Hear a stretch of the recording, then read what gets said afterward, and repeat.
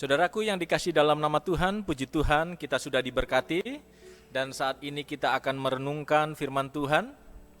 Dan firman Tuhan pada saat ini saya ambil dari buku pelajaran sekolah Sabat. Saya akan meringkaskan untuk pelajaran hari Minggu.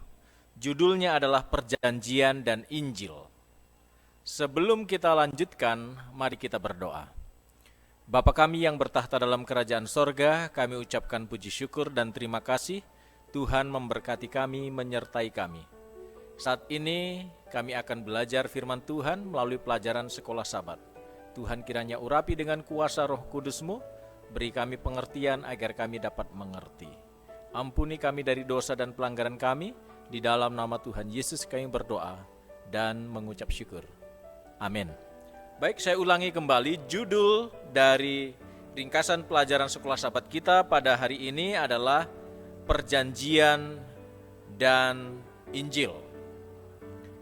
Jika kita membaca di keseluruhan Alkitab, pelajaran sekolah Sabat kita mengatakan bahwa di sepanjang Alkitab, Perjanjian dan Injil muncul bersamaan. Dan kata perjanjian ini kalau kita melihat pernah dilakukan jauh sebelum bangsa Israel ada. Allah pernah membuat perjanjian dengan Nuh. Tetapi pada saat ini kita tidak membahas panjang tentang perjanjian Tuhan dengan Nuh, tetapi kita akan membahas perjanjian itu antara Allah dengan Abraham. Dan bahkan sejak awal di Alkitab itu ditulis, kalau kita mempelajari kebenaran utama dari perjanjian itu adalah Injil. Injil ini adalah kekuatan Allah yang menyelamatkan. Bagaimana Allah berjanji untuk menyelamatkan manusia. Ada sebuah perjanjian yang dibuat oleh Tuhan kepada Abraham yang dicatat di dalam buku Kejadian pasal 12 ayat 1 sampai ayat 3. Saya akan bacakan. Berfirmanlah Tuhan kepada Abram, pergilah dari negerimu dan dari sanak saudaramu dan dari rumah bapamu ini ke negeri yang akan kutunjukkan kepadamu. Aku akan membuat engkau menjadi bangsa yang besar dan memberkati engkau serta membuat namamu masyhur dan engkau akan menjadi berkat. Aku akan memberkati orang-orang yang memberkati engkau dan mengutuk orang-orang yang mengutuk engkau. Dan olehmu semua kaum di muka bumi akan mendapat berkat. Pertanyaannya adalah, apakah Abraham percaya dengan janji-janji Allah yang diberikan kepadanya? Abraham percaya. Dan kepercayaan Abraham ini dinyatakan di dalam buku Roma diperhitungkan sebagai kebenaran.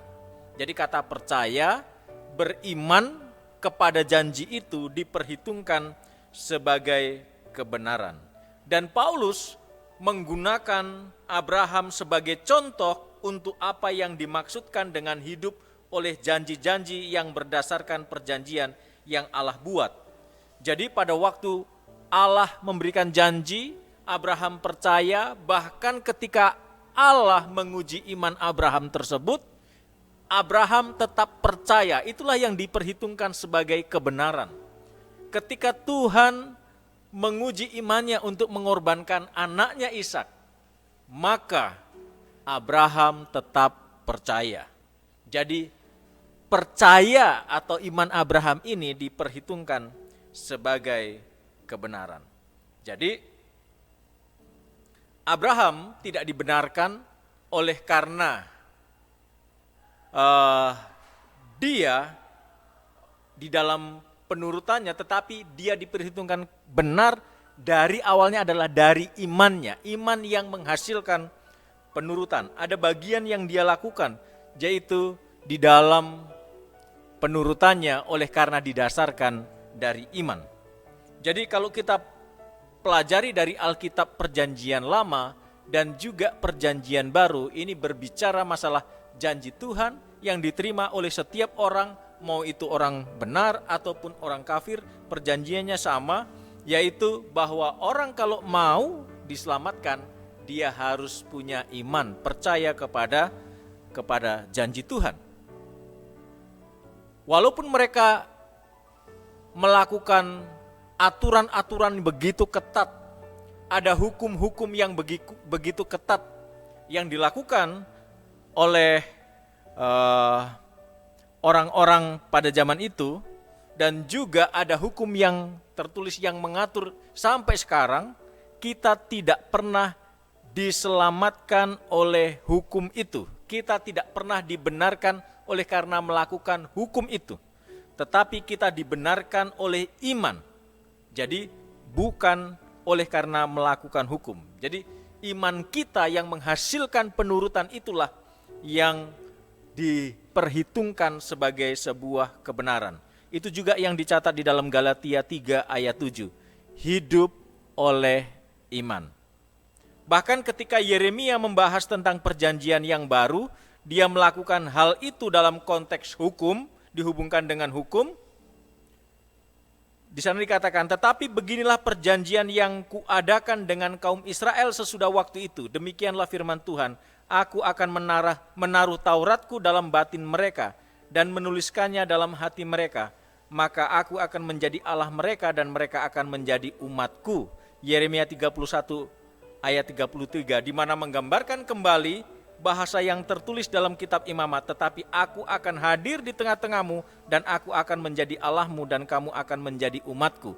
Jadi yang menyelamatkan itu adalah Tuhan yang sudah dijanjikan kepada manusia, tergantung apakah kita beriman, apakah kita hidup oleh iman. Iman itu jika sungguh-sungguh percaya kepada Allah akan menghasilkan perbuatan sesuai dengan imannya. Jadi itulah yang diperhitungkan sebagai kebenaran. Inilah yang saya dapat ringkaskan pada saat ini, dan kiranya Tuhan memberkati kita. Amin.